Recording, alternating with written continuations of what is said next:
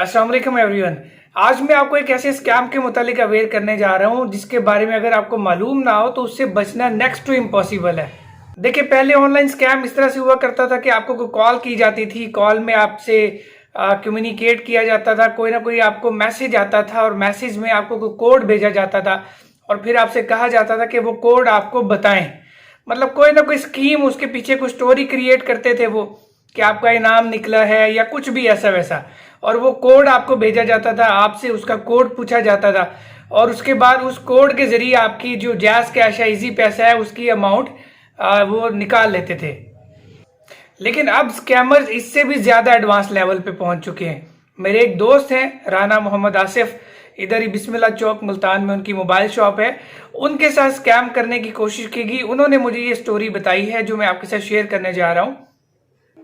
हुआ यूं कि उनको किसी पीटीसीएल के नंबर से कॉल आई और डेफिनेटली जब पीटीसीएल के नंबर से कॉल आती है तो बंदा उसको एक नॉर्मल कॉल समझ रहा होता है, अजीब नहीं लग रही होती, अजनबी नहीं लग रही होती। मतलब अगर डिफरेंट डिजिट हो जैसे 3 4 5 6 या इस तरह से कुछ हो तो वो तो एक थोड़ा शक वाला बन जाता है माइंड कि पता नहीं किस किस्म की कॉल है। लेकिन जब किसी पीटीसीएल के नंबर से कॉल आती है तो बंदा समझता है शायद किसी ऑफिस से आ रही होगी। और जब उन्होंने वो कॉल अटेंड की तो उस कॉल में उनके साथ इंश्योरेंस के हवाले से बात की गई कि जी हम जायज़ कैश से बात कर रहे हैं, हेल्थ इंश्योरेंस, और इस तरह से वो बातों को ड्रैग करते चले गए, बात को लंबा करने की कोशिश करते चले गए। और उसके बाद ये हुआ कि अचानक उनके मोबाइल पे एक मैसेज आया और वो मैसेज एक्चुअली जायज़ कैश के नंबर से था, जो हमारे पास जायज़ कैश की ट्रांजैक्शन वाला एक नंबर आता है और उस पर सारी ट्रांजैक्शन आ रही होती है। उस नंबर से उन्हें मैसेज आया और उस पर लिखा हुआ था transaction fail due to low balance. Luckily उनके जायज़ कैश अकाउंट में अमाउंट नहीं पड़ी हुई थी। अब हो ये रहा है कि स्कैमर्स कॉल करते हैं और कॉल के दौरान ही आपका जो जायज़ कैश अकाउंट है उसको हैक कर लेते हैं। हैक करने के बाद आपकी अमाउंट विड्रॉ कर लेते हैं। अब उन्हें आपको कोई कोड भेजने की, आपसे कोई कोड पूछने की जरूरत नहीं है।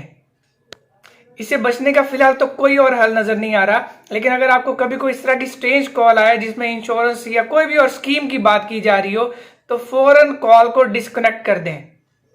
ये बिल्कुल ऐसे है जैसे मूवीज में दिखाया जा रहा होता है कि पुलिस किसी क्रिमिनल को कॉल करती है, कॉल को लंबा करने की कोशिश की जाती है और जो ट्रैकर्स हैं, जो हैकर्स हैं, वो उस बंदे की लोकेशन उसी कॉल के दौरान ही ट्रेस कर लेते हैं। तो इसी तरह की ही कोई टेक्नोलॉजी स्कैमर्स इस्तेमाल करके आपका जो जायज़ कैश अकाउंट है या इजी पैसा कोई भी अकाउंट है उस तक एक्सेस हासिल करते हैं और आपकी जो अमाउंट है वो विड्रॉ कर लेते हैं।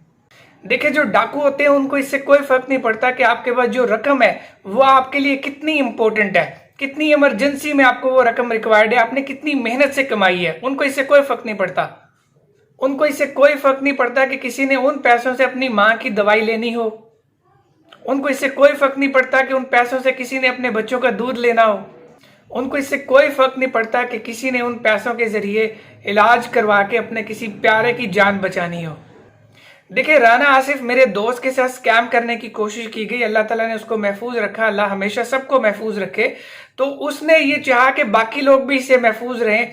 उसने खुद मुझे कहा कि इस पे आप वीडियो बनाओ ताकि इससे अवेयरनेस दी जा सके।